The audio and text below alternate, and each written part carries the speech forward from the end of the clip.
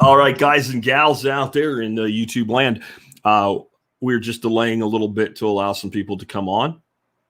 I am live streaming today's I call it the body of the podcast today. So it's not going to include the intro and the housekeeping and all that. It won't include the outro stuff, the item of the day, the music, whatever. It'll just be just the body of the podcast. And as you can see from the title today, we're going to be talking about building a sustainable civilization. This is going to be a thought experiment, but it's going to be based on some extensive research that I've been doing for quite a while now in early civilizations, ancient civilizations, in fact, in North America. And today we're gonna key in on one called Poverty Point. Now that's not what it was called at the time. We have no idea what it was called at the time. There's no written record of it. That's what the place itself was called, Poverty Point, Louisiana. You can still go there. I'm going to go there. I just found out about this place. It's only about 5 hours away from where I live. Probably more like 6 with a co-pilot that's got the female bladder thing going on. But I'm definitely going to spend a day out there and get a better appreciation for this. But I really got keyed in on this subject due to the interviews that I've listened to multiple times with Graham Hancock and Randall Carlson on the Joe Rogan Experience. Specifically, some of the amazing things that I've learned about Göbekli Tepe in Turkey. And I started to come up with some theories about how a civilization may have actually existed at that place in Turkey, which, of course, mainstream says there was no civilization there. And Randall and Graham seem to believe that maybe there was this civilization that was destroyed in a cataclysm that gave the knowledge to these hunter-gatherers. But I started to think, like, do you have to have agriculture, as we think of it, to have a civilization? And I don't think you do. So I started going over in my mind how I would build a civilization, a true civilization, housing people living in one place, working together, etc., without fields of corn, without fields of wheat, without even having grazing animals. And everything says that can't be. And I started theorizing a bunch of shit, and I started realizing in my head, I was conjuring this ideal society as I would build it, but I was basing it on the square root of F all. It was based on nothing but what my head could come up with if I was there. And that maybe it would be a good idea that I learned more about what we do know. While I have some issues with a lot of mainstream scientists, I'm not anti-science. And there's a lot of things that we have hard evidence for that we do know. I came across a course by an amazing archaeologist, and I've been taking the course, and I'm actually uploading copies of it to Odyssey. There'll be links in the podcast notes where you can see all of this stuff for yourself, but specifically the 30-some-odd minute one that I'm drawing from today. And because I didn't include you guys in the housekeeping, I wanted to get that out of the way first and kind of set the stage for you about what we're going to be talking about. But I really invite you to, if you want to right now, if you've already kind of missed the image that I put up for the thumbnail in the video, take a look at an image of an artist rendering of Poverty Point. And if you are familiar with permaculture, I wonder if there is any way at all that you can look at that image and not think to yourself, gee, that looks like something we would build today if we wanted to build a master plan permaculture community. And you would probably look at it and see the earthworks and think those would be trees. The scale is off a bit. Those are houses, if you take a look at that image. And with that in mind, we'll go ahead and kick off the body of the podcast. I'm going to turn the recorder on and we'll go there.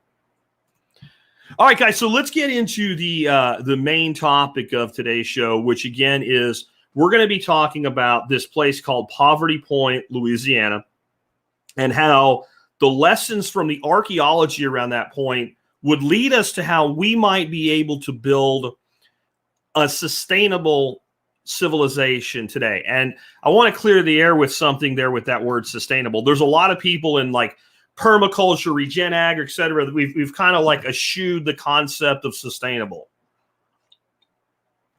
Paul Wheaton calls sustainable barely surviving. I don't want to corrupt that word, and I don't think we should. Sustainable means we can continue to exist. If we do that in a regenerative fashion, it's still sustainable, if that makes sense. So that's where I'm coming from today. We're not talking about sustainability as being able to mine our way forward, because the United States, you have to call sustainable. We've been around over 200 years. We've sustained that long. So when I say sustainable, I'm talking about continuously sustainable, or at least something that could be a millennial civilization. We give the millennials a lot of shit, but I'm talking about being able to last 1,000 years, because the place I'm about to tell you about absolutely lasted 1,000 years. Again, it's called Poverty Point, and it was originally built about 3,500 years ago, and it had its height, from what we can tell from the archaeological evidence, at about 3,000 years ago. And overall, it lasted 1,000 years. More impressively, this place was about 900 acres in size. So it's fairly large. But I mean, if you think about 900 acres, there's plenty of individuals that own 900 acres today, right? 900 acres. But the population was estimated to be around 5,000 people who appeared to be able to live quite well. They have very little to no evidence that there was a lot of warfare, but I do think the position was highly defensible, and we'll get to that in a moment. They had art, they had leisure, they had what appears to be specifically plenty of free time to do things, to think, to organize, to plan. And yet when something needed to be done quickly, they could get it done very, very quickly. It is the site of one of the oldest pyramids in the world. We think of pyramids, we think of stacking rocks, right? We think of the ancient pyramids of Egypt or something like that. Many pyramidal structures were built more from earth, and they built a flat-topped earthen mound pyramid that is one of the oldest pyramids known, anyway, on planet Earth. And they built it, get this, in about 90 days.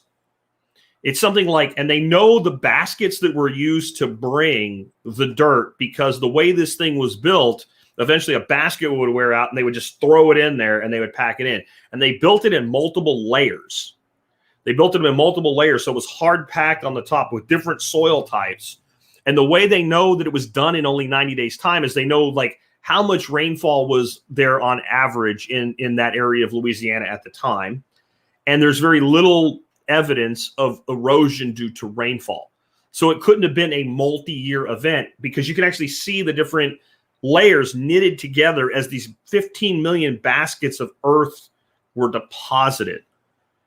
And unlike a lot of these other ancient civilizations where we have this evidence of extensive hierarchy, that these mounds had palace-like buildings on top of them, and you had like a big mound and the king or the super chief lived up there, and you had these lower mounds that like elitists lived, and you had this egalitarian society, but this very narrow defined, top level. It doesn't look like this was really used for a chieftain or a king, that it was more of a communal thing.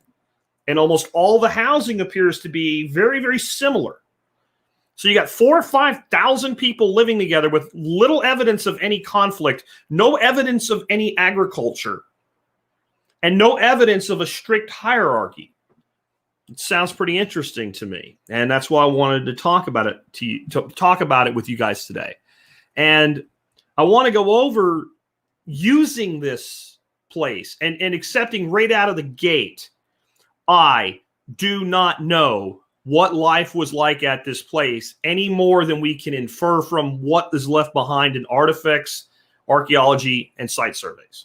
We're doing a thought experiment here. I am also extrapolating, if they could do these things then, what could we do now? And make sure that you don't blur that line too much. I'm talking about what we could do today, and you're thinking I'm saying what they did back then.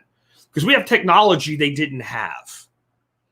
We have technology. We could do the earthworks they did much more easily, because we have things like excavators, right? So let's just try to keep that in mind as I go through this. So what I want to start out with is we do know what they ate.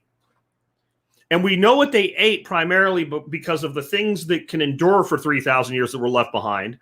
and the absence of things that we find at other locations when agriculture was going on. We have plenty of stone tools that came from this place. We have literally tons of stone tools that were left behind at this place, including a lot of weights that were clearly used for things like nets for fishing. We have evidence of a lot of game that was consumed, including deer and things you would expect, but a lot of amphibians and reptiles. Think this is Louisiana on the bayou, right? Fish, big mounds that were, inside at least were massive mounds of shells from shellfish. So we know that the primary calories that these people consumed came from protein, came from animal meats, and many of them were also high in fats. We think of game as being very lean, but when you start including a lot of shellfish in your diet, you're eating a lot of fat. So the health of these people was, based on what we know about modern diet, was probably a hell of a lot better than the average person's today. And we know that they were able to then feed themselves. There's no evidence of like stone tools that would be used for agriculture. There's nothing that would be like a plow or a hoe or a harrow. There's no evidence that these guys did anything that we could think of as modern agriculture, which again, we're told by archaeology, mainstream archaeology, that civilization and agriculture must go together. If you do not have agriculture, you do not have civilization. Call me nuts, but I think 4,000 people living together on 900 acres qualifies as a civilization. And doing so in a manner that endured for 1,000 years qualifies as a pretty damn sustainable civilization. And they were able to do this primarily living as hunter-gatherers, which are supposed to move around, but they didn't. And they did disappear after 1,000 years. We don't know why. We probably never will know why. But you can't discount the achievement. There's plenty of civilizations that were built on agriculture that were quite advanced that we do know of that rose and fell in less than 1,000 years. It would be one of the more successful civilizations we can examine in history. It doesn't look like there was a lot of animal husbandry either. There is no evidence for it. That doesn't mean it didn't exist. There's a saying that this guy that teaches this course really likes to use, and that is, the absence of evidence is not the evidence of absence. But there's no evidence of corrals. There's no, like, one of the ways they know the houses, the footprint of the houses, there's evidence of the post holes that these houses were built on top of these mounds on. So these mounds were in an area where they basically leveled the main area of the town. They went flat level with it. They then capped it and packed it with clay so that it would not erode.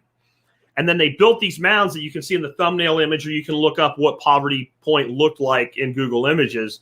And you see these mounds. And again, it looks a lot like New Forest Farm, Mark Shepard's farm, except again, those are not trees. And those mounds are big mounds lifted up from that level area, leveled off and wide enough that there's houses built house by house, side by side on these concentric circles, viewing into like a common plaza. And to me, that's amazing. Now, I can see how there would be potential for animal husbandry to exist here. But you would then expect to find some evidence, some remnant of some sort of caging or corralling, some post holes that created some sort of walled structure. That does not appear to be present. And if you think about it, if you are able to obtain enough of your animal product from hunting and fishing, why would you go through the crap of maintaining animal husbandry? One of the reasons we keep animals as homesteaders is because we don't have thousands of acres of open land that we can go hunt and gather on. If we did, and if I could go out anytime I wanted to and shoot a deer, why would I deal with the pain in the ass that a goat is? Not to mention they didn't have goats available to them. It's very interesting to me that they were able to live this way, and clearly by the archaeological record, very, very successfully living on animal product and basically tree mast. There is significant evidence of the use of things like acorns and hickory and pecan. So they were gathering the mast of trees. And that we know. We absolutely know. And this is where I go into, I am speculating here. When I look at the layout of this facility, when I look at everything about it, and when I think of what we know of ancient Native American forestry practices, it is evident to me that we didn't have slash and burn going on where this place was leveled, because then there would be evidence of the clay being baked under the heat of the burns. And if that does exist, I cannot find any documentation of it. So again, absence of evidence, not the evidence of absence. But it seems to me, as extensively as this has been researched, and the guy that teaches the course, as good as he is, if that was there, he would have said, hey, look, we have this too. But this guy is down to the minute detail. I'm like 75% through this course, and I am completely blown away by how amazing this guy's level of detail is. So I still look at this and I say, and I need to go to this place. But when I look at the scale of this and I see that berm, and I think, okay, this berm came up, it was leveled flat, and a freaking house, thousands of houses or hundreds of houses sat on these berms, spaced out so that they were not wall to wall. They weren't built like apartments like the Pueblos did in the stone or in Dodmawaddle. And people lived in them. And even if they're relatively small, if they're 12 by 12 structures or something like that, the scale is enormous. And there's absolutely no reason at all, none, that we couldn't have had trees growing in between the berms at this settlement. And if you did that, you would reduce the need to maintain the open space a great deal, because shade results in less undergrowth, right? And if there was no slash and burn going on here, and there was no grazing of wildlife, and if this place was maintained in an open courtyard manner in a significant amount of acreage, that's a lot of human labor if you don't employ some technique to reduce the need for that. I guess you also have a lot of people that could be doing that at any time. But I think there was extensive horticulture going on in these societies. And we know that in even modern indigenous societies that live far more primitive than this, that, for instance, the natives of the Amazon basin practiced massive horticulture. But if you walked through the jungle down there, you'd not recognize any of it as being maintained by man. We know that there was horticulture going on in the desert Southwest parts of California, et cetera, with things like maintaining manzanito and other plants. And we know that. And we have like the remnants of those people still around that can say, this is the story, this is the lineage. And I want to say something about the storytelling of these people as well that people don't understand. We think of as our written language is so much more reliable than the spoken word, because once it's written, it's written. But in many of these societies throughout history, storytelling was a sacred trust, and that a person would become familiar with the story and then memorize the story, and an elder would make sure that they knew every single detail of the story verbatim and could tell the story the same way every time before they would be trusted as the keeper of that story. So we need to have respect for these stories. And then when we can go look and find evidence that corroborates them, we need to have respect for that, because otherwise we're writing off things that we should be using to figure out how we got where we are as a people. And so we know that horticulture is part of this type of lifestyle. And it doesn't always mean people are constantly roaming around. People go out and they hunt, but they come back to the village. In this case, they come back to what you can only call a city. I'm sorry, I call 5,000 people living together communally this way a small city. And that's what this was. There was also the fact that one of the great assets these people had, and you'll see most of these civilizations did the same thing. They were built on flowing waterways. They call it a bayou in Louisiana. It's a small river that this was built on. And the entire one side of this location was a flowing river, which allowed trade, which allowed fish, and which allowed an endless supply of water.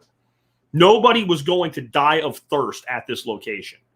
And if they did want to do any sort of horticulture, the water was there. But if you look at the actual site, it was significantly down bank. And they did not have, in any way that we can say, the technology to lift that water other than some sort of manual way at a time when there was very limited pottery. So it was probably not the case they were doing any sort of irrigation. But if you think of the rainfall of the location and the structure, and if you're growing mast crops, if you're growing berries and nuts and native plants, you're not going to need any. So I don't think we can rule out horticulture, and it seems to have been done so. So I think that would be, if we're trying to learn how to be sustainable, if we want to know how we would build a community, I think we're onto something when we start looking at, well, what's required that we can provide our water and at least our basic nutritional requirements and our housing without the need of anything on the outside. But they did not do that completely. They did not only work on the outside. There was also extensive use of contour-based earthworks, which I've talked about already, but I don't think we should just kind of look at that as like some sort of odd curiosity, right? You have this incredibly well-designed contour-based mound system that serves for housing. And think about a bunch of things that this would do. You have a bayou. They were there 1,000 years. So do it like back of the napkin, like inside your head, math. How many 100-year floods do you get over 1,000 years? Say about 10, right? I mean, that just makes sense. We get about 10,000 year or 100-year flood events. And so you're now down in this kind of valley. The waterway is below you, but there's extensive opportunity for flooding to happen in there. So you get a flood now. Okay, the houses are lifted up. They're on stilts without stilts. The mound's not going away. The mound is hard packed and it's on contour. What happens when the floodwaters come through? They do almost no erosion. This was highly engineered and for a purpose that I'm not even sure that I've heard nothing in any of the investigation I've done into the archaeology that anybody's even thinking this way about this. They built an erosion-proof, flood-proof housing complex 3,500 freaking years ago, and they did it with 100% on-site materials. So there was a lot of trading going on, but the stuff they built, the infrastructure they built, they went to a place and they built it with what they had. So there wasn't, from what we can tell, a currency. Though I'll get into something that may have been at the time. But it doesn't look like these people were like paid laborers or something like that. It was like, we all need to live here. Let's build this thing. And they did.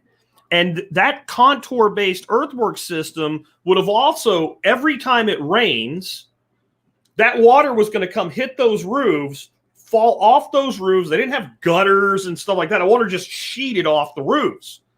And then it landed in between the berms, which would spread the water out and infiltrate it, doing almost no erosion. But if you were growing trees there, and there'd be literally almost no evidence of those trees, then I think they would pretty much live no matter in all but the worst of droughts, especially in a place where the water table was probably within a reach once the trees were mature anyway. So it just seems like there's a lot more to this location that people seem to be looking at. There appears to have been ample room for mass-bearing trees. Like I said, and there's no real evidence reported, but that doesn't mean it's not there. The people seem to have dealt in precious stones, and they did have extensive external commerce. There's something really interesting. There's several different mounds. There's the one big, huge mound that's the most impressive one. There's several smaller mounds. Most of them exist on a perfect line, a astronomically oriented line, north-south, which shows a knowledge of astronomy. But there's one that's built right down by the river. It's relatively small. It was only 4 or 5 foot tall above grade, up on the bank above the bayou, the river. And there was a small there was like a small building on top of this. And trash. Somebody mentioned trash. And trash is one of the most valuable things archaeologists can find. Archaeologists love where things were disposed of or left behind. The trash at this location are little flecks of precious stones. You have a building that was apparently fabricating jewelry with precious stones sitting right on this river, which is your main trade line north and south out of this place. To me, that sounds almost like a currency exchange of some sort. And maybe it's not. Again, you're kind of guessing here. But it's definitely the case that this was something that was of value to others, being produced and being strategically located for exchange with others. So if not a currency exchange, it's a trade exchange of some sort. So it's possible that maybe these precious stones were used as some sort of means of currency, or if nothing else, they were kind of maybe the anchor value that these people had to offer in the trade that went on, because the trade that we'll get into in a minute was extensive.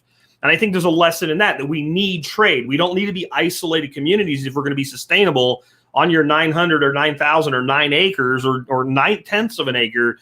You can only do so much. And if you want joy and beauty and things beyond what you can produce, you need some way to trade with others. And that, to me, doesn't seem to need much support, that this was a primary means by which they obtained all these other materials that we know are not from their location, and we know where they came from.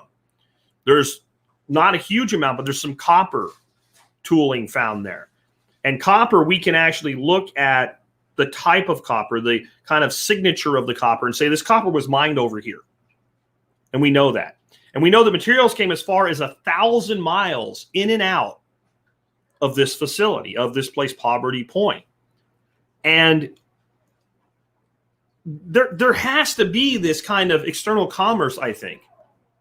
The next thing that I thought was really interesting was just how egalitarian the society was. Again, I mentioned this earlier, but we have other examples of cities, some far larger, though later in period, in North America, of these cities, these Native American cities.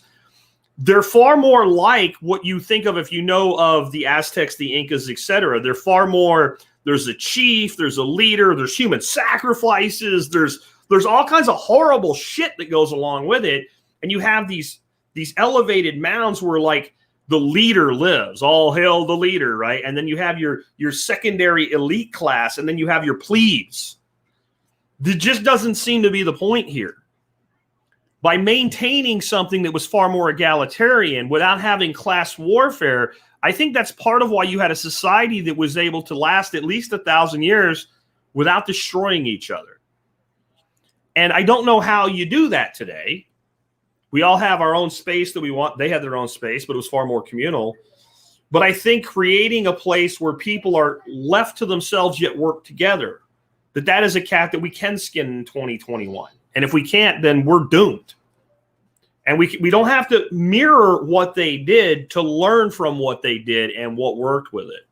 But they were definitely one of the most egalitarian societies that we have any archaeological record of.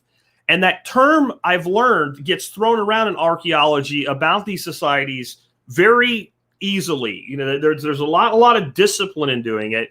And they're calling a society egalitarian because, well, 99% of the people live the same way, or 98%, or 95%, or 94%. This looks like a society where almost everybody lived the same way. The engineer, the artist, the hunter, the chief, everybody seems to have lived in a very egalitarian way. There's no evidence of a high social structure as far as authoritarianism. And I think we can learn from that. That also shows that this worked. We can't say, you know, the anarchist in me wants to say, here's your anarchy. On some levels, it is an anarchy because there was no central government outside of it controlling it. There's no evidence of that. But I can't call this an anarchy. What I can call it is a self-directed society, which to me is an anarchy, but many people mean different things when they say that word. So I don't want to pollute this with that. And it's very clear that there were specialists. If you look at the layout of this community, if you look at the way this place was designed, You have to have engineering knowledge. There's no other word for it. And you have to have fairly sophisticated engineering knowledge to be like, here's what we're going to do. We're going to make this giant, 30 acres, 40 acres, 50 acres, whatever it is, plaza level. We're going to use human labor. We're going to level this. We're going to bring in clay and we're going to pack it like a parking lot. And then we're going to put in these curved berms that are going to be perfectly curved and perfectly spaced. And we're going to compact them. And then we're going to equidistance place housing on. You don't do that without engineering. You don't build a dirt mound, even a dirt mound. I know it doesn't, but you got to see it as it was before erosion took the sides off it, in a pyramidal flat top structure. And the base of this thing, to get it in your head, 8 football fields at the base. And you build that in 90 days without engineering knowledge. It's not like you just get a bunch of clowns together and start dumping dirt and kicking it in. There has to be an engineering knowledge of this. Now, if we think of engineering as a discipline, there's a very small number of people in any society, and Steel Tiger in the chat here says engineering is fun. You'd have been a great engineer because you think it's fun. Most people don't think it's fun. Most people want to do something else. So you had to have specializations here. And you had to have probably, just like we have today, disciplines even within the specialization. There had to be people that were more the engineer on how to build a house so it didn't fall on top of people. And how to design a structure that could be built again and again and again and again. And how to repair and maintain that. Where you also had engineers that were more like what we have as a civil engineer. They were more concerned with the infrastructure. And other things that we just can't even know. But yet we had to have people that were specializing in art or specializing in the craft of cutting stone. This is an incredible, difficult thing to do. But yet it had to also be the case for a society like this to exist as long as it did that long ago, that most people were also generalists. And I think so if we were trying to mimic this today and take what we can from it and add it to what we have, that we would need to have a very generalized knowledge. We need a lot of people that are a jack of many trades and a master of some. And I think that actually we do see that in society today, but it gets very, very walled off and very, very specialized. And that's why most of us probably wouldn't make it if we tried to live this way overnight. And you wonder if these people, if Graham Hancock and Randall Carlson are right in their theory of catastrophe occurring several thousand years before this, with massive flooding, were these people a remnant whose survivors passed down a knowledge to even know how to do this? Where does this come from? Because it doesn't fit. We're back to it doesn't fit what archaeology says. People start to grow crops. As they start to grow crops, they needed to defend the crops. So then they start to stay put. When they start to stay put, then it's the cart before the horse scenario, where now we're building the town to go with the field. This doesn't work here. What does work, if we get off that myopic viewpoint, is that, hey, look at this great resource. There's a river here. Look at all these shellfish. Look at all these fish. Look at this bayou. Look at all these lizards and alligators. And look at all these resources.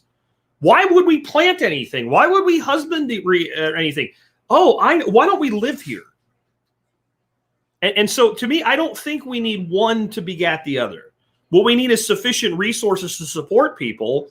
And nature has a bounty that exceeds man's ability to produce a bounty. I believe that. And I think that's what we've seen here. We also know, and this is a broader view, I'm looking at the other things I've learned as I've been deep diving into this.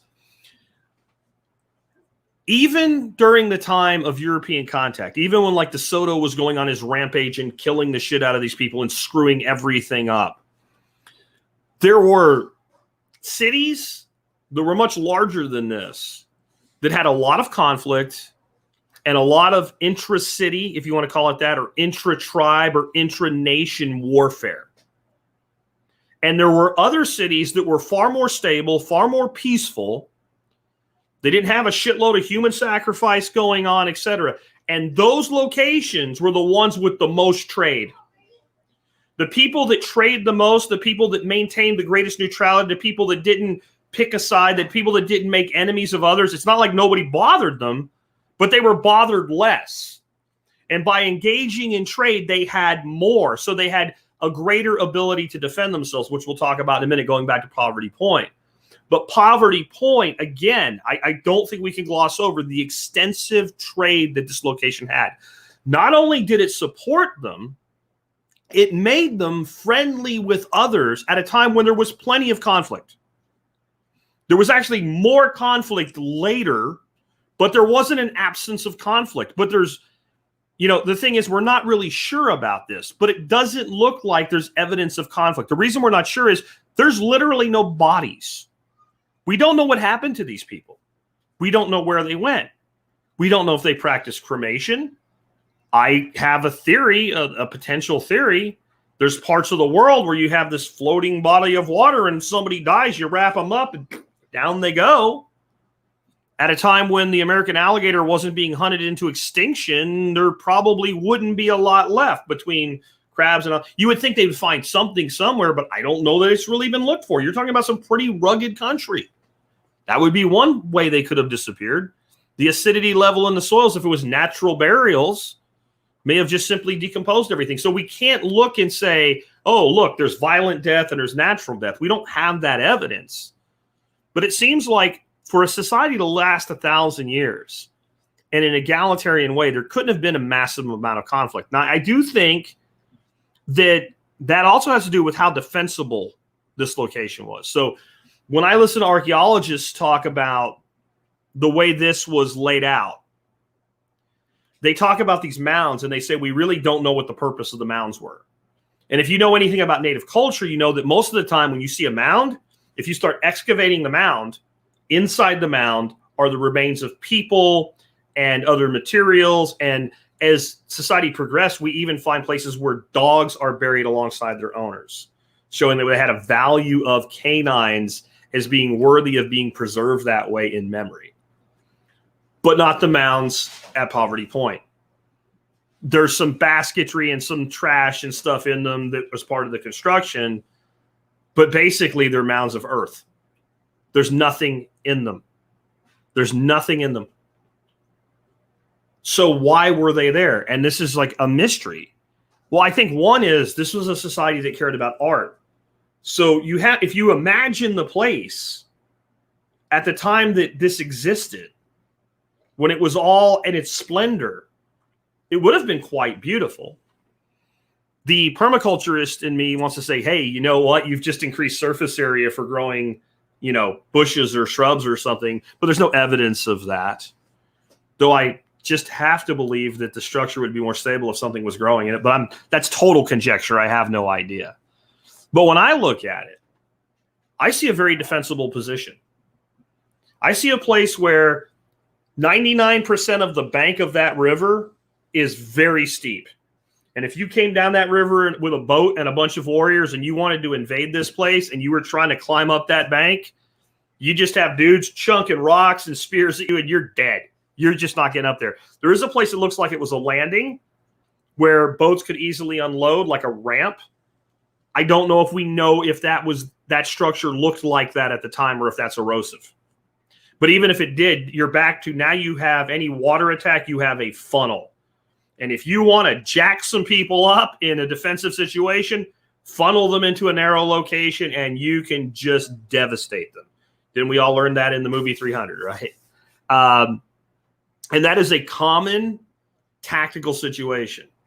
And when I look at this and I see the first two mounds that are a little bit lower that are on either side of the mega mound, and I look at the mega mound, I'm thinking, if you had some people up there, you've got watchtowers. And you've got an incredible defensive position. Like if you were overrun, you could retreat up onto it. I don't know if that's the case. Again, who the hell would know? You can't know. There's no record of it. There's no stories of it. There's only what's there in archaeology. And there's a lot of things we don't know. However, we know it was flat-topped. We know it's big enough that a shitload of people could have been up there. And if those people were up there, they would have a massive advantage over any invading force. And we know that the big one was built in 90 days. Now, I'm sorry, I don't care how much leisure time you have. I think if you're going to take a few thousand people and move 15 million basket loads of dirt in 90 days, something has lit a fire under thy ass. That, again, I'm guessing here, but to me, I think there is something that wherever you are, when you're trying to build a sustainable, ongoing, regenerative society, the position must be defensible. And I think we should today, switching over to modern times, we need to look at the defensibility beyond physical defensibility. Because if you ever did piss anybody off bad enough at the highest levels, we've already been threatened, with nuclear weapons by our president. So, one cruise missile without being nuclear tipped, guys, just conventional weaponry. Defensibility today needs to be looked at differently. How do you create this society so that in this litigious, overly regulated world, it's very hard to touch? And I think falling under the umbrella of religion might be a way. These people have created for themselves a place where certain things are not to be touched. Ironically, working with existing native cultures. Like, no politician is going to jack with a Native American, period. It isn't going to happen. Because it is not a third rail, it is a 15th rail of politics. There is no winning in that. So I don't know exactly what the answer is, but I do think that we need to develop whatever we develop as communities in a very defensible way. And I think there's a lesson there from Poverty Point. I said this already, but I think so much about building a community someday. And I think so much about, how could we make housing affordable? And the more I look at it, the more I think, what's more affordable than here's the land, here's the material, take the material and build a house. The houses that were built there were basically built, from what I can gather, similar in structure to like you would think of building the frame for a pole barn, and then a thatched roof of some sort, and then a daub and wattle wall with a center hearth and a smoke hole. So that there could be cooking and there could be warmth, and it would also be a structure that built that way would maintain itself in a lot of ways to stay cool during the heat of a Louisiana summer, especially when the majority of people probably spent most of their time outside. Your house was probably where you kept your possessions, where you ate your meals with family, and where you slept. It wasn't really where you stayed all day long. You went out and did things. There is something to that. Rammed earth is probably the number one method of housing construction in the world. If we're going to be sustainable, then we need to build our housing as best we can from on-site materials. I think that's a big lesson here because these people did it. And I would like you to, and Steel Tiger is saying there's too many assholes for this to be possible now. I think that defeatist language is exactly how you make sure you're never able to do anything even approaching this. And when I say approaching this, I don't mean building a 1,000-year society with 4,000 people in it. I mean anything approaching your own community. That as soon as we start to think, well, they won't let us, or nobody could do it today, there's too many assholes, whatever. As soon as you do that, your mind just goes, it's off. So get rid of that shit, guys. Just honestly, you got to get rid of that shit. Back to where I was. There is ways to do this. And it doesn't mean that we must do it this way or that we need to limit it. Like if somebody was ever to build a planned community, say you have to build your house this way or what have you. But I think developing as much technology to do as much of it as can be done from on-site materials and maybe thinking more simplistically.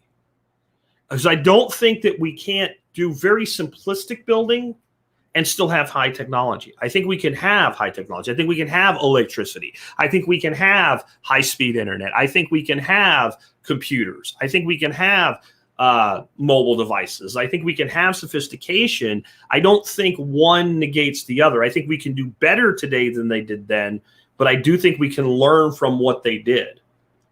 And I think that the more you can do what you need to provide your base existence with what you have, the better off you are. It also seems that you might be able to do a lot more if you do more with shared resources and communal living. And as soon as you use the word communal, people think communism and socialism and all that, and that's not what I'm talking about. That's not what I'm talking about at all. However, you have to start asking yourself, in a society that we live in, how many things do many of us own that we use once or twice a year, right? And Steel Tiger saying he was being funny. It's okay, man. Texas lowest comms, and it is a good point, though. There is a lot of that defeatist language out there, so we do need to break free of it. But how many things do you own that you use 2 or 3 times a year? And your neighbor owns one, and the next neighbor owns one, and the guy across the street owns one, and the guy down the road owns one. When I was thinking about how to put together an off-grid community, and I thought the reason to do that is not that I'm opposed to the grid. It's because a lot of things that are used to control us by the state, if you go off-grid, go away, especially in certain counties and states, et cetera. And when you're in a unincorporated area, you're almost unlimited in what you can do if you stay off the grid. As long as you, in the case of Texas, as long as you have a valid septic solution, that fits for, either the dwelling or some number of dwellings combined, you're good to go. You can do anything you want. And when I started doing that, I was like, well, people have to do laundry. And if you were to create something that more like, well, maybe there's a community laundromat or something like that. And maybe I don't want to do my laundry. And maybe you like doing laundry. And now we have inter-community commerce. There's so many opportunities like that. Putting in a great big workshop and then having that workshop, stacked with the tools that are necessary to maintain the facility. And when someone needs one, they go get it. And when they're done with it, they put it back. And as long as you have a way to organize that so things don't disappear, you have a much more efficient system. Think of it a maker space for the community instead of a maker space that you drive to. And I think that we need to look, when doing something like this, everybody wants to know, well, what do I get? What do I get? How much land do I get? And I think, if I lived in a place where the people around me shared a core of common ideals and a core of respect for each other, and there were hundreds of acres of community land, how much land do I actually want to maintain around my house? And the answer is not very much. You guys know I do a lot with aquaculture, and I build these ponds in my backyard. I maintain these ponds, and stuff goes wrong, and I have to fix them, and they take a lot of energy. If I have a freaking river running through this community, I'm not doing that. I might figure out how we can divert some water out of the river and back in so we can farm fish, but that's a self-maintaining system. And I could grow more fish with that than my family can ever eat. So we need to start using terms like communal as adjectives rather than systems of governance or systems of control. All of us perform communal activities all the time. Right now, I have a certain number of people. We are communally sharing information voluntarily using YouTube and streaming technology. That's a communal activity. And when we get together and we do events and everybody pays to come and then an event is provided, there's no way, for instance, when I do my events, I could provide to a couple individuals what I provide to 80.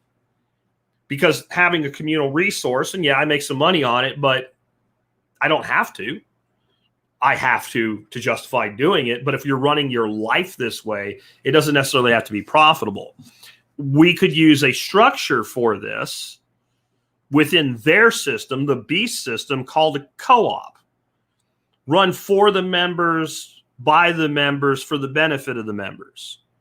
And take a lot of commerce that would otherwise be taxed, and not all, but remove a great deal of it from the Beast system of taxation.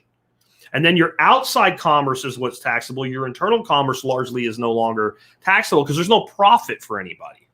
If you have an employee, they're going to pay tax on their payroll, kind of like a church or other nonprofit does. There's just a lot of opportunity here. If we understand that using shared resources would be the entire point of building a community, because I see so many people come at community, but they're coming at community as isolationalists. And I'm not sure those two things can go together without some bending toward each other. Just what I see in this. It also, just like I said, it appears that work was done swiftly when needed.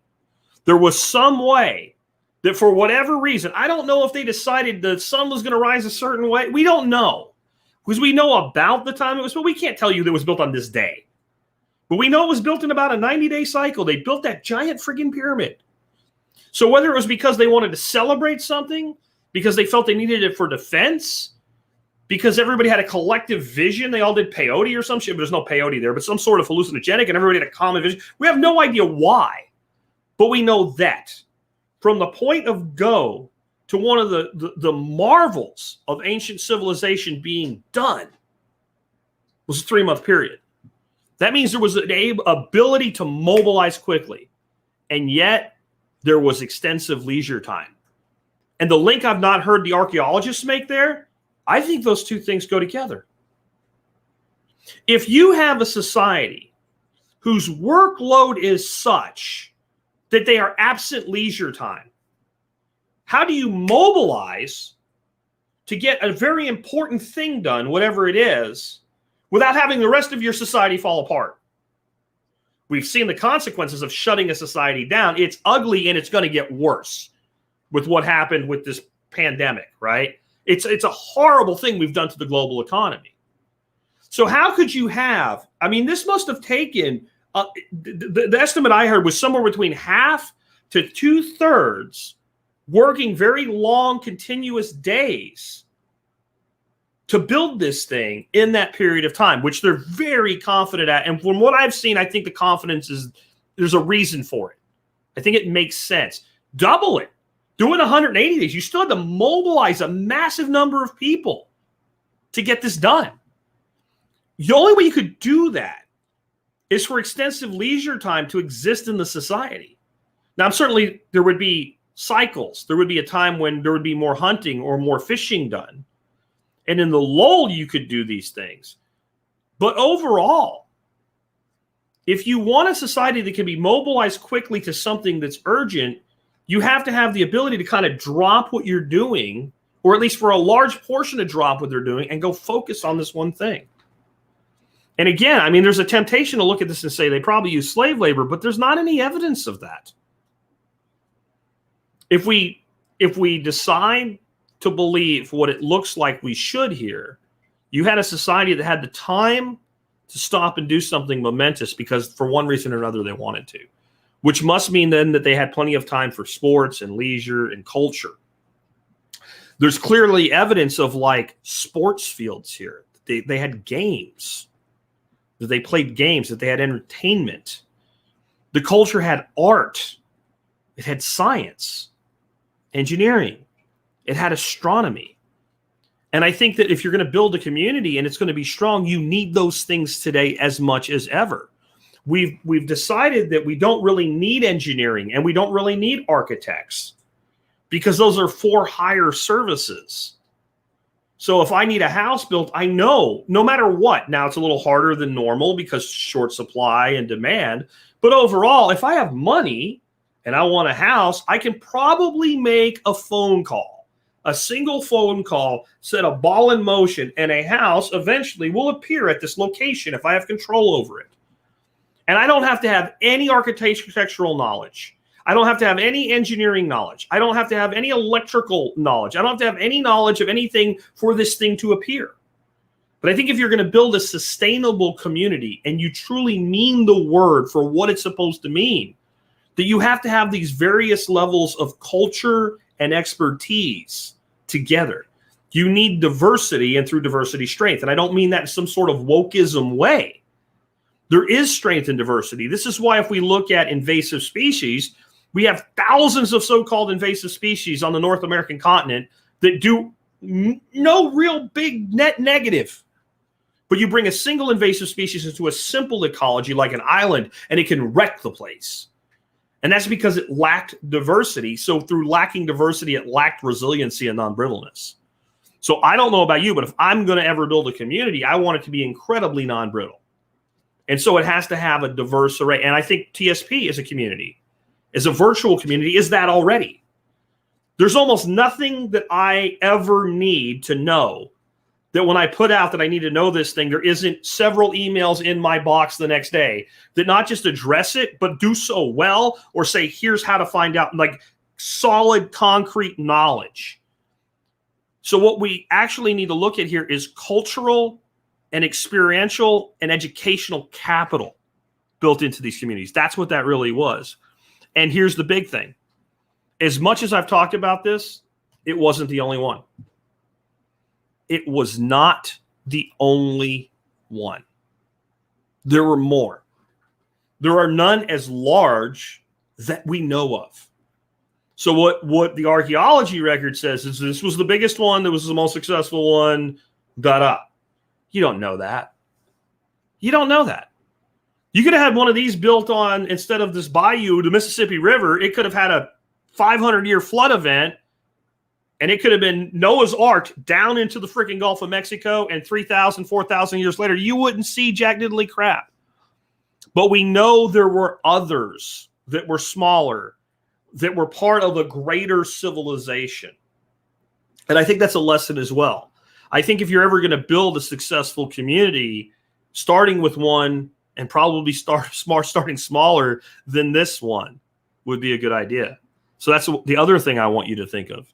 I don't think this was the first one. I don't think this was the first one.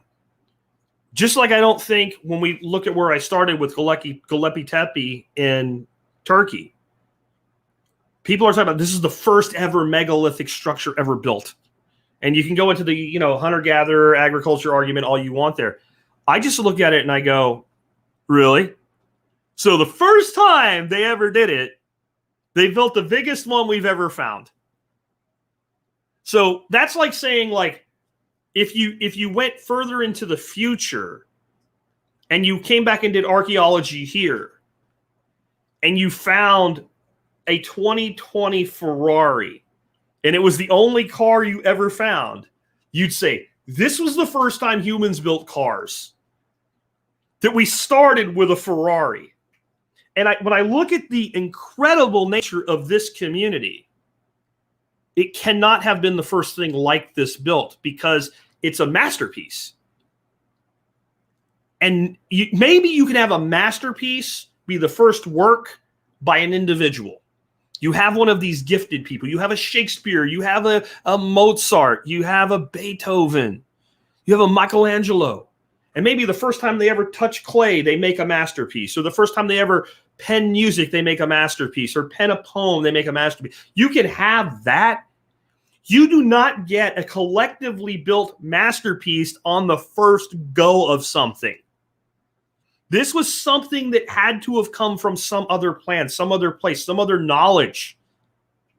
And that's why I'm going back to it in the first place, because I think that if we're going to build something today that has any type of true sustainability in it, we cannot discard the lessons of the past. We have to build on what we have had succeed in the past. We can't start from zero. And when I look at so much of the sustainable community, the regenerative community, the permaculture community world, all of these places where people want to build something like this and make something like this work, everything they talk about seems to be the things that we know from the past 50 years. And we have tens of thousands of years of human culture that we're ignoring. And we have a time, in fact, we have thousands, tens of thousands, maybe hundreds of thousands of years. We really have no idea how old the first cultures really were. We do not know this. We pretend to know that which we don't know. But if it's 10,000 years, if it's 20, if it's 50, these people did what we claim we want to know how to do, and we ignore their lessons. That's why I've dug so deep into this, and I will be coming to you in the future with more things like it. And guys, I am off recording for the podcast now. I hope you guys enjoyed this. If you want to hear the whole thing with the close and the open and all, it will be out today. It will be podcast episode 2917. I apologize for not doing a lot of interaction with you guys in the comments today. But again, I was recording for the show. I want to get done. I've got a mess right now today. I got to figure out how to take my wife to get her car back.